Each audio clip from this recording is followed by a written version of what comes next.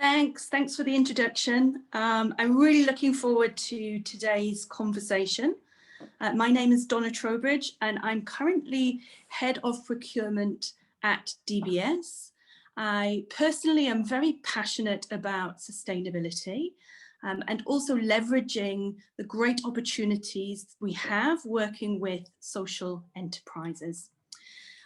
So the first pleasure I have today is to introduce the panel. I'm going to hand over to each of them individually just to give you an overview of who they are, their experience, and the current social enterprise that they are working with. So Walter, perhaps I can hand over to you first for your introduction. All right, sure. Hi, everyone. My name is Walter, and I'm the co-founder of Boxgreen. We are a healthy snack food company, and we offer snacks and cold-pressed juices, healthier versions of them, to homes and offices. We have been around for about 6 years now, and with a lot of support from DBS as well. And yeah, I think we supply to major offices, and we're starting to go into the food service space where we offer the products to hotels, restaurants, cafes. So Procuring, procurement, it's close at heart, and excited to be here. Thanks. Thanks, Walter.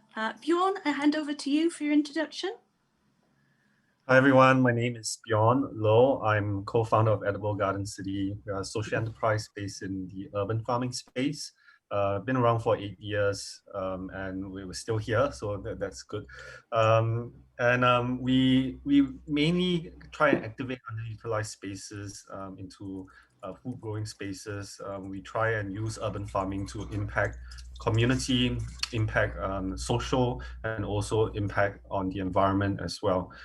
So we hope to really use urban agriculture to address massive social ecology shifts within Singapore and urban spaces in the future using this new concept called urban care farms. So really happy to be here and to share also our experience over the last 8 years. Thank you. That's great, thanks. And finally, Ben, would you like to introduce yourself? Hi, good afternoon, everyone. My name is Benjamin. I'm the founder for Spic and Span. We are a social enterprise that specializes in cleaning technology, and we also provide employment for beneficiaries, including ex-offenders, persons with disabilities, and persons with mental health issues. So most recently, we actually developed, our R&D team has developed a proprietary long-lasting coating called Speco. Speco is currently widely used against the pandemic, and this technology is also being used at more than 200 places across Singapore. So especially during the pandemic, we started providing pro bono services as well. We contributed about $250,000 in Speco services to social service agencies and the struggling SMEs. Thank you. That's great, thank you. Thanks guys for the introduction. Today we really want to talk about your experiences that you've had to date in doing business with corporates, large and small. So the first question I have for you all is, do you think it's been an advantage to you being a social enterprise? And perhaps we can start with Walter on that question. Yeah, I mean, we're thankful. I think corporates are starting to, be more active about, sourcing sustainably, looking to help, support buying from local suppliers, sourcing from farms, or like supporting businesses that have a social mission, right? So we make our snacks and juices from the prison.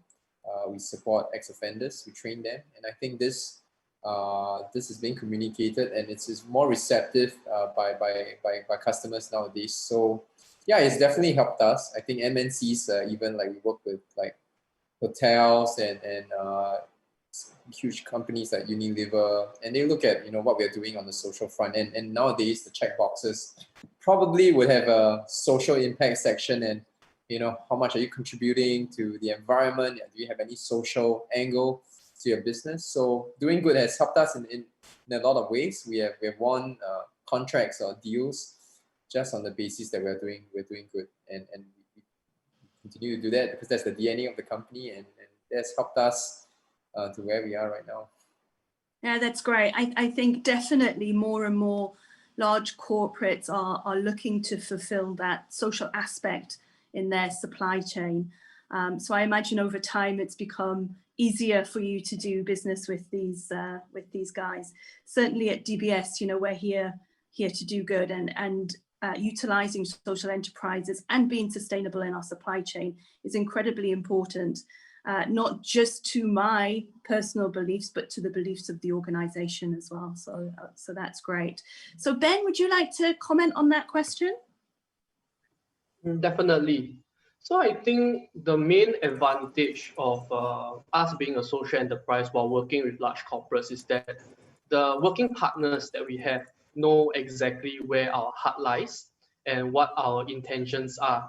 So I think in business, it's always really, really important about finding the right partner to work with. And this is actually one step deeper than just the transaction itself, than just the service provider or the product that is provided. It is in the values. They know your values, they know your mission, they know your purpose. What do you as a founder or your company culture believe in? And I think all of this, when you have conversations on this, it actually strengthens the working relationship. It actually builds on the kind of products and services that we actually provide to our clients as well. So because this is so important that we really want to maintain and entrench the working relationship, because we have to work with big corporates on a long-term basis as well. And I think being a social enterprise really helps us on that. Okay, that's great. And Bjorn, would you like to comment?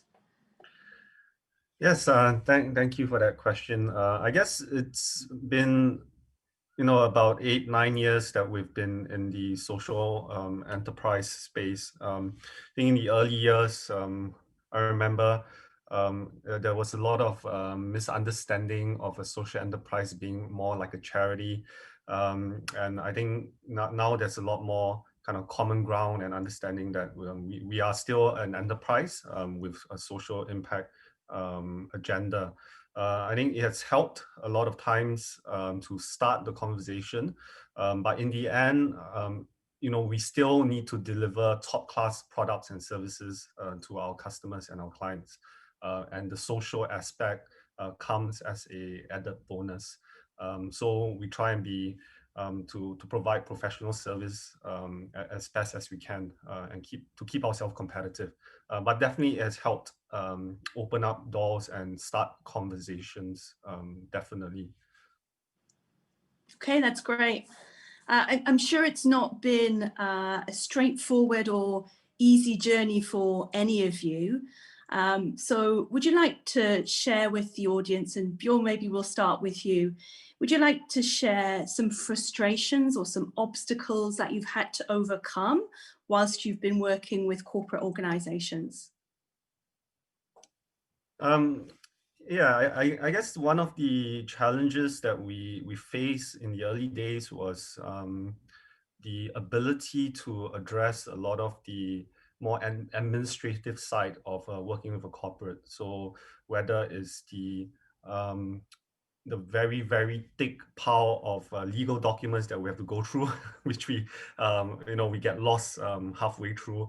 You know, these contracts and these terms are all very scary and new to us. As a SME, it's also challenging because we don't have that kind of resource to address on these. But I think over the time, what has happened is that I think also a lot of the corporates have also understood that we, so they handhold us through the process and they give us advice, and that has eased sort of entry into the space. But I think it's a lot better now than 8 years ago. I think it will only get better as we move forward. But yeah, it's been a great experience so far. Great. And Benjamin, would you like to comment on that? Yeah, I'd like to comment that I think no project that we ever clinched has ever been easy. Like every single project, we have to fight for it. I think this is a dog-eat-dog world. So we really have to fight for it, more so that we are a social enterprise, that we are not just selling the business value proposition, but also what we believe in and what exactly we are fighting for. So maybe just an example, one of the case that we faced that was a bit tricky was that we did our pitch to a MNC.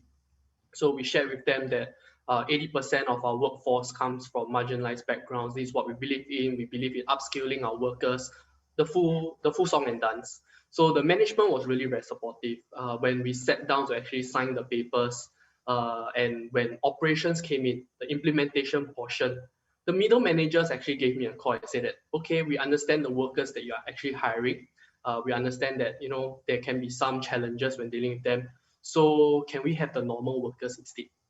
Wow, this was such a tricky thing to deal with, and we really had to sit down with them, set expectations, align with the middle managers. I think it took us a full 2 months process to really align this portion and to give assurance to them that, what are the systems, what are the infrastructures that we have set in place, what level of support do we have from the social service agencies, the counselors, the social workers, to support these workers to come back to the workforce.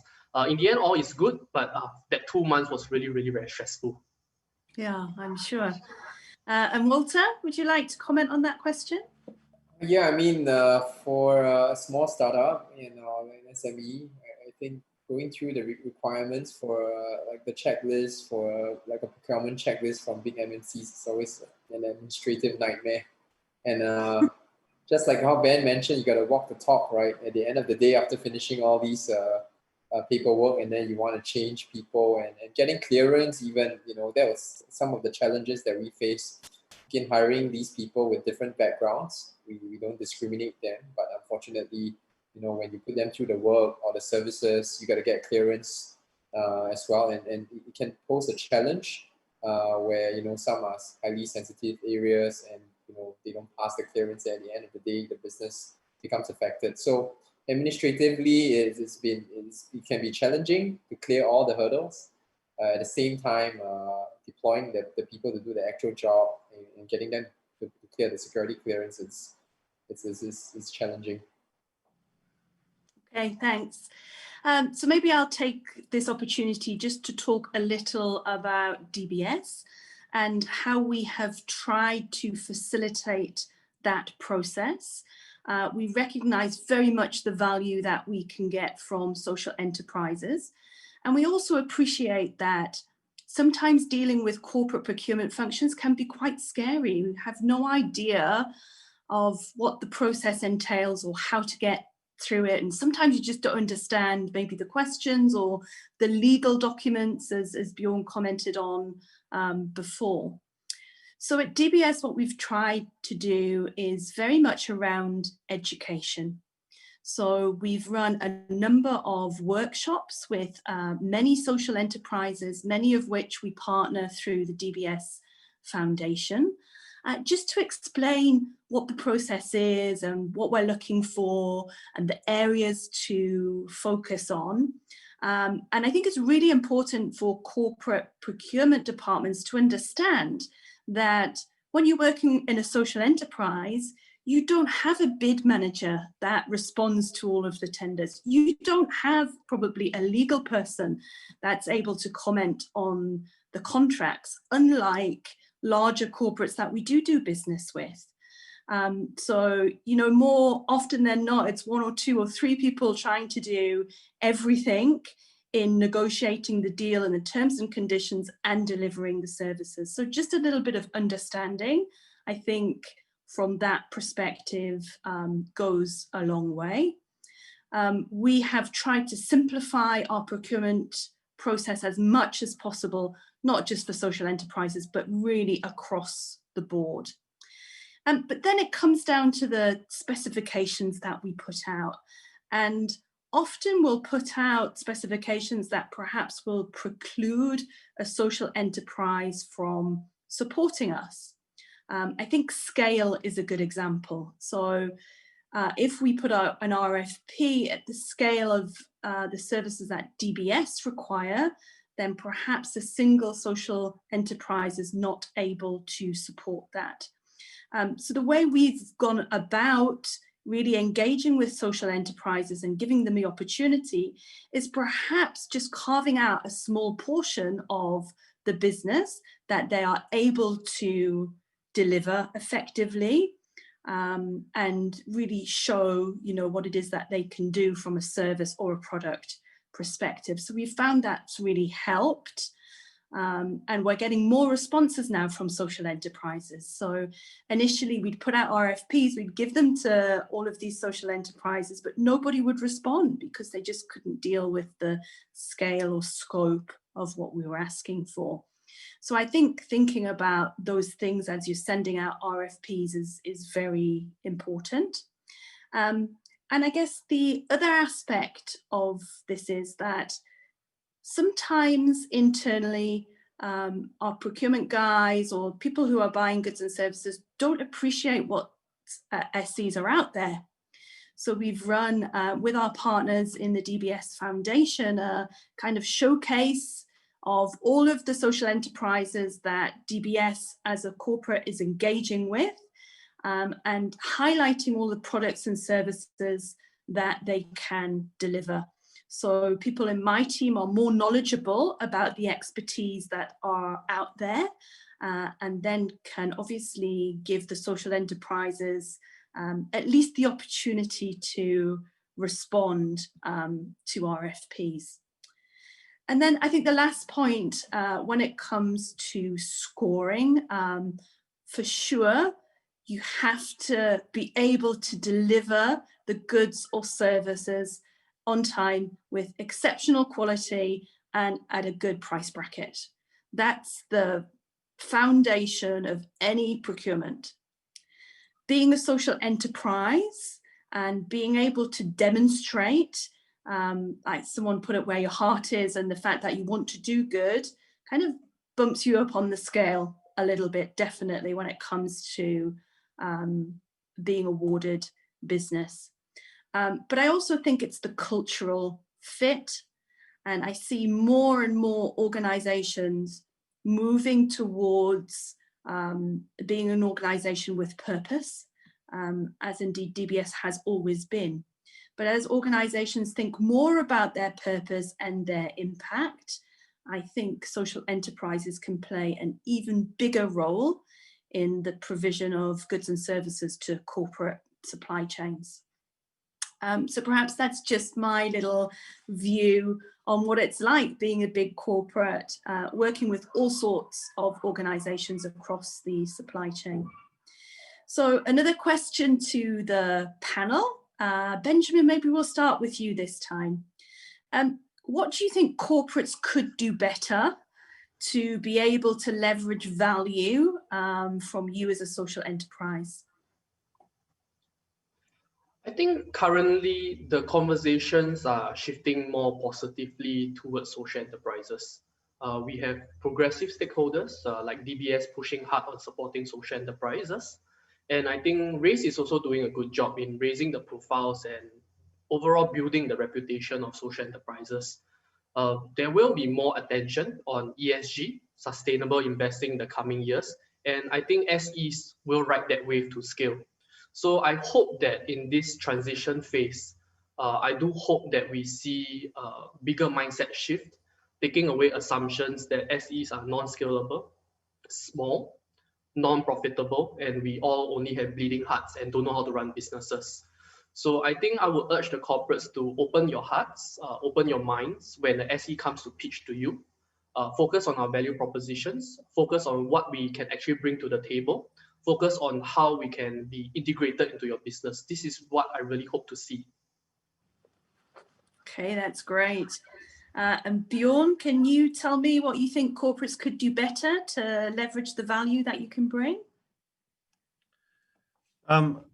So there are quite a few areas that we've been working with many corporates like DBS to work on. So one of it is to kind of build a network of social enterprises and together jointly pitch for certain components of the projects. I think also beyond just procurement and buying services and products from us, the programs that we've been going through with DBS, for example, the Done in a Day, or now even some of the leadership training that DBS HR has been providing us with, has been really, really beneficial for a company and a business growing up.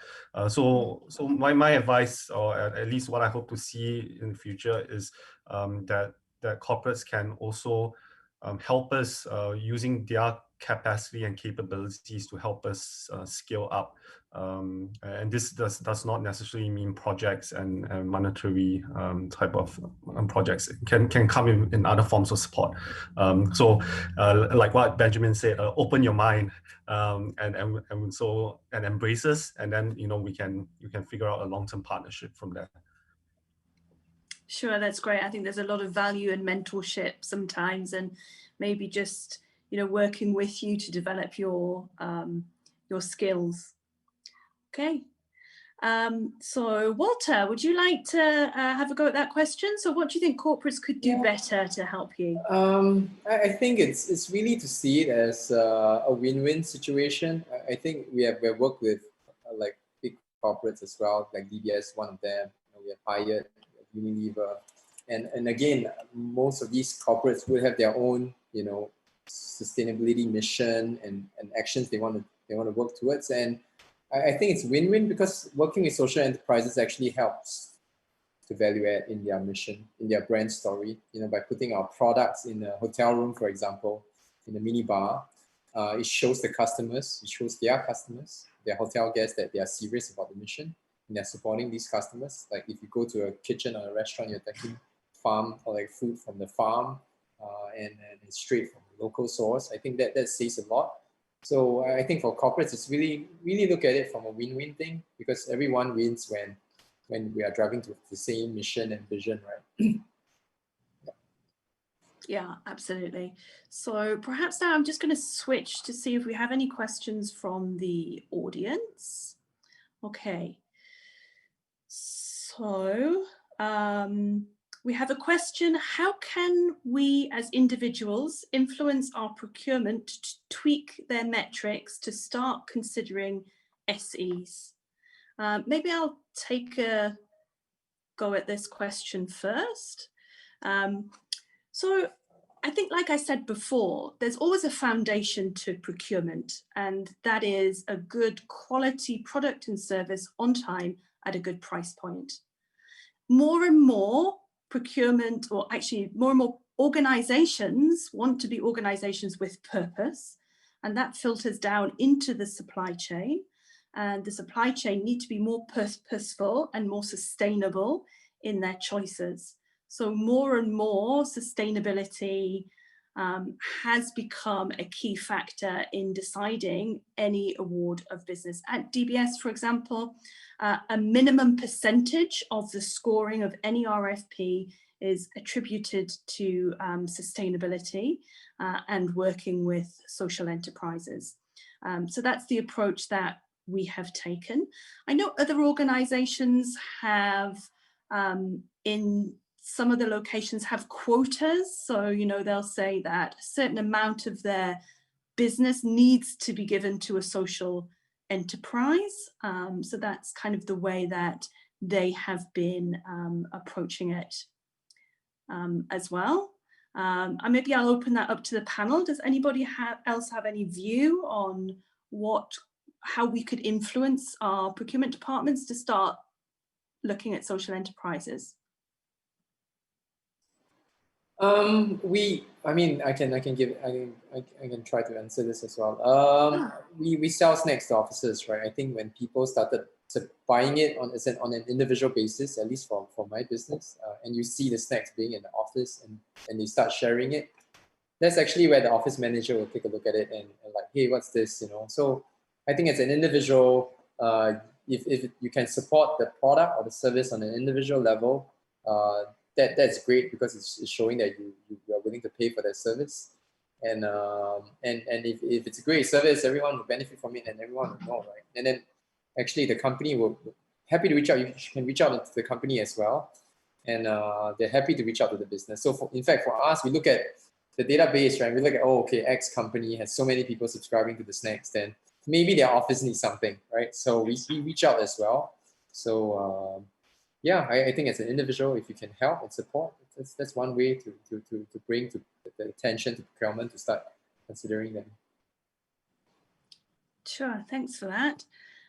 If we have no further comments, then maybe I have a comment to this. Oh, sure, sorry. Yes. Please go ahead. Thank you. I think the first thing that someone has to do within the organization is to really understand the landscape first and to understand the capacity of this SE. So I think RAISE has a directory. So just a shout out to RAISE as well, where they have a directory full of social enterprises there. And I think as someone that really wants to procure from maybe the event sector or F&B sector, understand the landscape, because these are questions that the bosses that sign off to the proposal, they will ask, are you sure that this SE can handle the job? Are you sure they can do it? And can they do it smoothly and well? So only when all these check boxes are ticked, then the bosses will even start considering the proposal. So I think we first must fulfill that portion first, where the person that is lobbying, that's trying to help us get all these questions sorted out first before we talk about the proposal. I'm very sure that social enterprises will try their best to help you to push the proposals forward. But before that, this is the pre-qualification. This part must be settled. Okay, great. So let's move on to the next question. So this is an interesting question. Should all businesses be social enterprises? I think yes, right?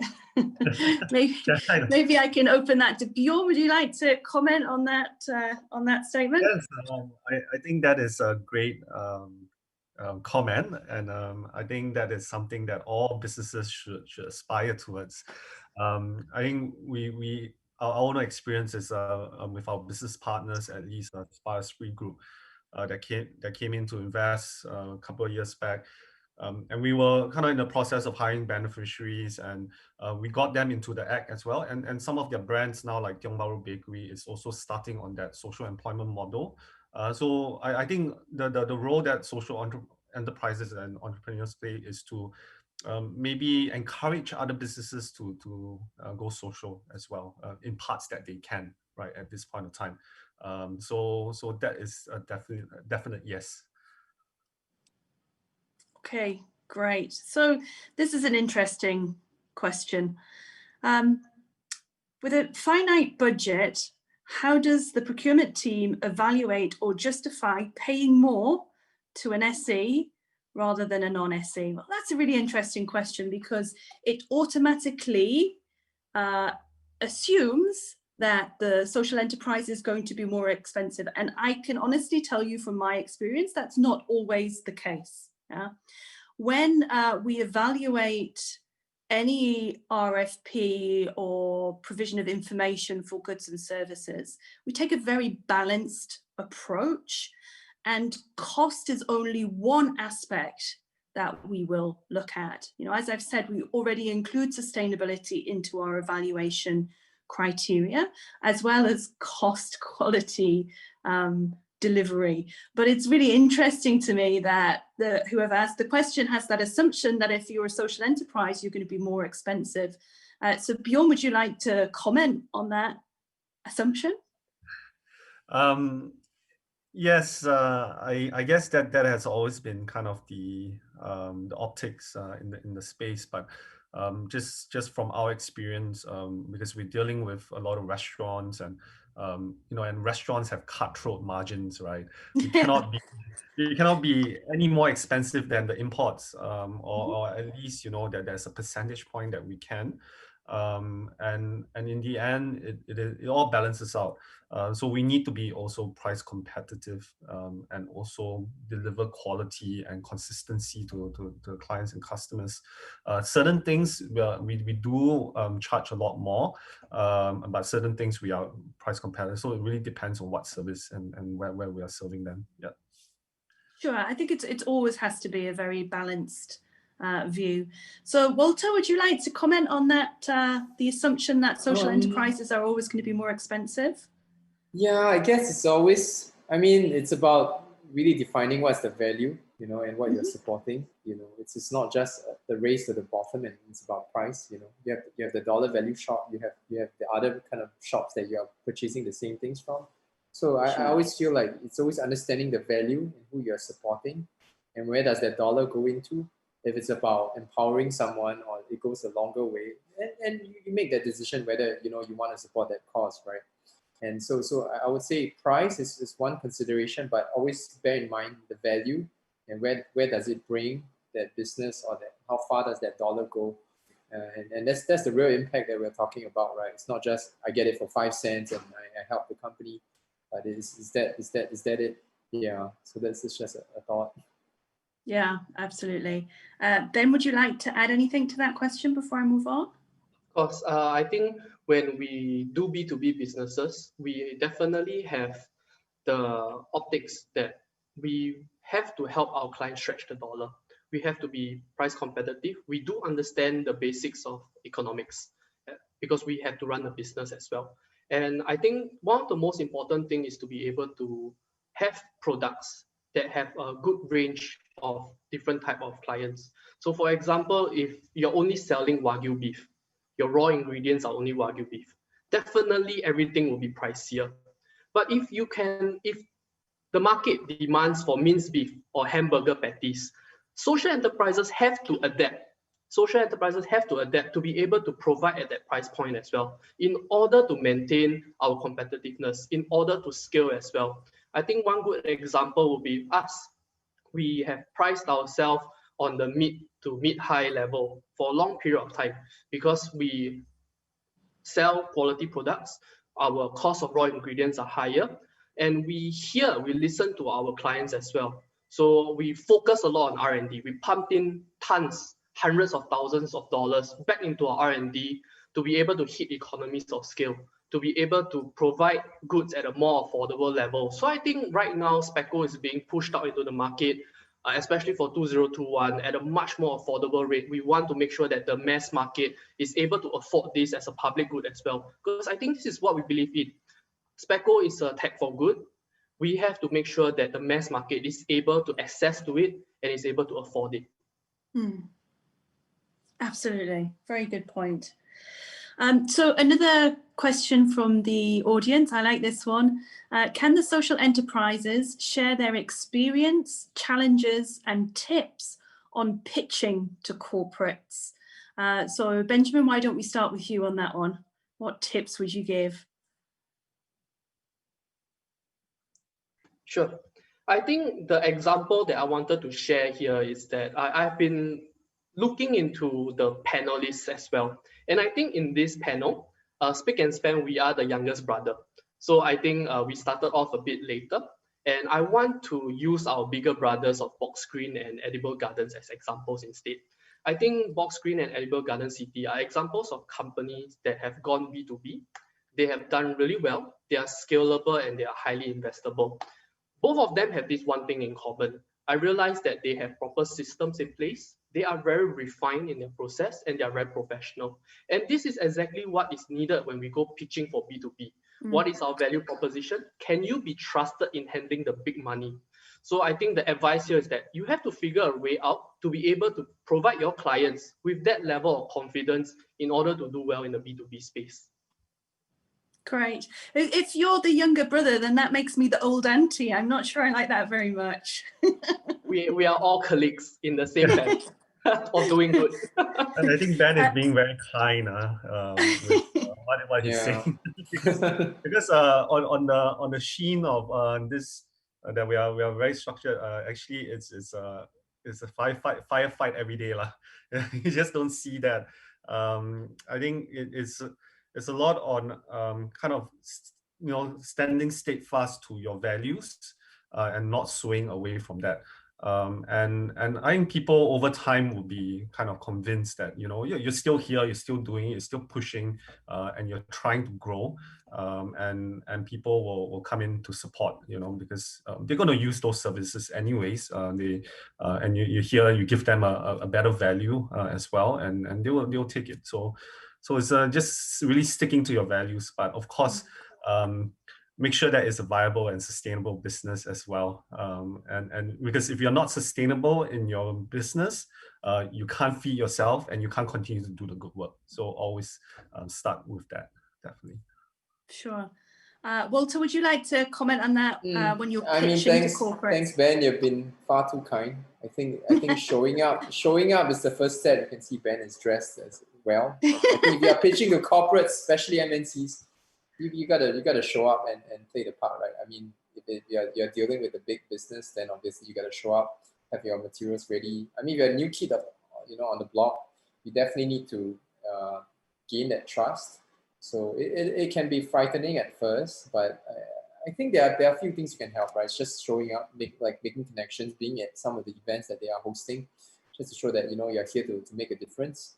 And secondly, there are also like some accreditations outside. There's some certifications. There are some things out there that can prove that you're serious about it. Like it could be an ISO, it could be a B Corp certification, it could be this BizSafe, it could be different kind of certification that you are doing that you can prove that, hey, this checks the check boxes in some of these requirements. So doing some homeworks in advance of the companies in advance to know what they need, that would help. And then, I mean, we're still on that journey. It's always a firefight, like Bjorn mentioned. But don't be fearful. I think it's always a good start to do. And once you get somewhere, you have the first client, second client, then you kind of know like this is what they require. And I think don't let like that big corporate image kind of scare you, because they are more than happy to work with you. But getting through to get to their attention, it takes a while. There are plenty of suppliers. I'm sure they have worked to vet through all of them. But yeah, I think just take your time and don't be afraid to get there. I don't know whether this is a good advice, but early days when I walked into a corporate pitching thing, I was wearing shorts and t-shirt and very sweaty because we just came out from a garden build. I think that caught their attention, at least, we're all dirty and all, and doing a pitch. So you can play around with these kind of of strategies as well, right? Depending on the sector you're working in. Yeah, absolutely. I think from my perspective, I mean, my honest advice is you have to be prepared. So you have to understand a little bit about the corporate that you're doing business with and how your values match up with their values. I think that's number one. And number two, please don't be scared. I know it's a very daunting situation to walk in, but honestly speaking, the corporate wants to see you do well and wants to partner with you, and that's why you're there in the first place. Yeah, and I think being honest is really important. If there's something you don't understand or something you can't do, then you should talk about it, not be afraid to get it out on the table, and strike up that honest conversation, because that's how you build a relationship and a kind of situation of trust, which will enable you both to grow together. So yeah, I think that's my one piece of advice, is don't be scared, because we're not that scary, honestly. Okay, so let me just I have something to add. Since someone wanted to understand what is the sure win kind of approach, I think give samples. Samples are always well accepted by everyone. And provides that confidence as well, that you're willing to bring out your product to your customers, show them the quality. And I think this is very much appreciated. So I think Walter and Bjorn, I would like some samples from you guys as well. Thank you.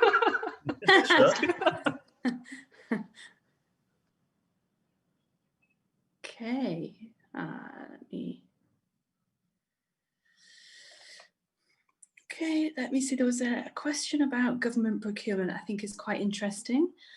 So for government procurement, the purchase is normally done through the GBiz. Oh, question's just there. And the evaluation criteria applies to all competing vendors, regardless of whether they are an SE. The latter could possibly be an additional bonus, provided it is accepted by the government and the competing vendors. Yeah, I think that's not really one to answer, but certainly if they are applying some kind of social criteria or sustainability criteria to their RFP, then if you are an SE, then it's going to put you in a good position. So, okay. Right, so how should social enterprises convince corporates to maintain a sustainable partnership rather than engaging them merely on a CSR level. Okay, anybody like to take that one? So how can you convince corporates to have more of a relationship rather than just engaging you project by project? We should never be pitched along the angle that we are CSR level. Once we go down that route, it is a very slippery slope. In fact, I think social enterprises should be the one that is doing CSR, not people performing CSR on us. I think building up the ecosystem is really important. Setting a position on what you actually bring to the table is very important. So I think once the conversation has tilted towards the CSR level, it is very important for the founder to adjust the conversation back to, we are a business here, this is what we provide, there is monetary value here, and let's talk business. I think setting this tone is really very important. For us, I think we fell into that trap many times. I think this is a battle experience that we faced. I think especially when we first launched Specco, people are saying that, okay, you guys are non-profit, can you do pro bono this, pro bono that? We want to spray and disinfect here and there. So yes, I think we are able to do that for social service agencies. We go to the social service agency and tell them that we believe in providing protection for the nursing homes, the most vulnerable in the society, the elderly, yes. But if you are corporate, I think that is something that we have to talk dollars and cents. And this has to be brought to the table very quickly so that they know that you can't be pushed around. More so if you are a new SE, someone that doesn't have track records. And this could be something that is potentially about weighing the dollars and cents to this as well. Because ultimately, you shouldn't be pushed around. We have to stand firm. As social enterprises, we are still enterprises. Absolutely. Walter, would you like to comment on that? I totally agree. I never, I think for some corporates, and I think education plays a big part, CSR is one thing, knowing what a social enterprise does is another. And if they are just in that whole mindset of just wanting to use you for that one purpose, it can be still a business transaction, but you need to know that there's not going to go anything further. So we always try to tell them that there's more things that we do, like the social impact, and we run it like a business. We don't do it like a one-off charity event and we're done with it and then you fulfill your goals. We try to tell them like, this is what we do. You're supporting a business for the long run. So don't engage in that conversation of trying to convince them, but we can educate. I think that is one step to telling them that, hey, this is our real business. This is the DNA of doing good. And it's very different from just trying to set up an event and you're just doing it. On a commercial, maybe you can do that one time, but don't expect, if you are doing that, don't expect to build into a partnership. But again, they may be warmed up, they need time to be educated. So it could eventually lead to that, but I would think it's a bit difficult. So just try to educate in the meantime. Yeah. Sure. So this is quite an interesting question here that perhaps I'll take. So as SEs, how can corporate support in terms of procurement, since SEs have many limitations? Actually, do you want to have such preferred treatment? So I think the first part of this question is, as a corporate, we want to partner with many organizations, including social enterprises. And that partnership means that we have to work together to deliver a mutually beneficial outcome. Okay, so yes, we may scale an RFP and ask a social enterprise to quote. They can quote for the whole thing, they can quote for pockets of it, they can quote just for one thing, and give people that flexibility. So if you are large and scalable and can provide the entirety of services, great. But if you can't, you're still given that opportunity. So I don't think it's preferential treatment. I think it's more about delivering that mutual benefit to both organizations. So perhaps that answers that question. Let's see. Okay. So I think maybe we'll go back and ask another question I have here on my list. And this is, what's the one piece of advice that you would give to a fellow social enterprise? So Walter, maybe we'll start with you. What's that key piece of advice that you want to give across the audience today? I think to all the people who are running SEs out there, it is not easy. So kudos to you for doing that. Don't give up, because you're dealing a business that has a double or triple bottom line. You have to look. You are always thinking about whether you're always looking at costing as well internally, and like, hey, this has cheaper. This is the same. Whatever the procurement people are thinking. You're dealing with that for your own company as well, because exactly, because do you choose, like for us, a specific material that's better for the environment, and then but you're paying a bit more. Like we face the same problem. Like you're always having that trade-off, and it's a constant discussion, constant evaluation of that. So you're doing, if you're an SE, you always have that problem. You're always trying to balance that double bottom line, but know that that's normal.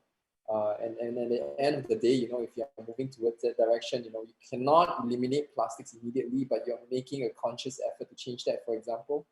So it's going to be a journey. So know that like running an SE is also that journey, and it's not an immediate change. So even for like the procurement people or like other corporates who are trying to get to know this as well, it is a journey for them. So it takes time for the ecosystem to grow. So having partners, having startups or other social enterprises you can work with, having corporate partners that are like advocating this whole movement, I think it's healthy. So be part of it and don't give up, and go together. That's great, thank you. And Benjamin, should I hand over to you for your one piece of golden advice? I think the main advice here would be listen to your clients, because there's no way you can force someone to buy something that they don't need. You can also not force anyone to buy anything that is overpriced as well. So listen to your clients, put yourself in their shoes, understand where your position is, where do you fit into the entire supply chain of their business. The moment you're able to figure that out, then you can talk about working with different partners, you can talk about value propositions, you can talk about proposals. The rest of the thing falls into place. Know what is your value in this entire pipeline. Perfect. And Bjorn, your piece of golden advice for the audience today? Yeah, just looking back, I think the mistake, or at least the challenge that we made early on, was that we try and create impact too fast, right? Wanting to do good to everything, and that was a little bit too overbearing at the start when you're still a startup. And so the advice is really to take care of yourself first, and be sustainable yourself first. And at least with your staff and all of that before looking at impact, because once you are ready and the foundation is strong, your impact can be multiplied by tenfold. So just look at building your own foundation first before you look at creating big impact. Yeah. Great.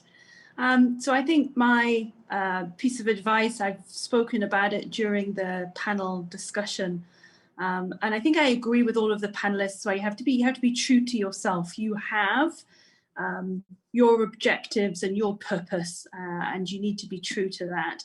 But when you're discussing or presenting with a corporate, it's all about being true to your purpose, but being open and honest. Asking questions where you need to ask questions, and to Benjamin's point, it's all about listening and understanding exactly what it is that we need, and then obviously partnering together, we can deliver great value. So I think that about concludes the panel discussion for today. I'd just like to thank all three panelists for your very valuable input. I've had fun. It's been great talking to you. And I encourage the audience, to reach out and make connections, improve your network and talk to us all. We're all here if you need help and support in developing your own business, and any corporate procurement people out there can come and talk to me about how easy it can be and how much value you can drive through working with social enterprises. So with that, I think I'll hand back to Chelsea. Thank you, Donna. So thank you so much, panelists, for your insights, and to the audience. We hope that you had an enjoyable time joining us for the conversation today.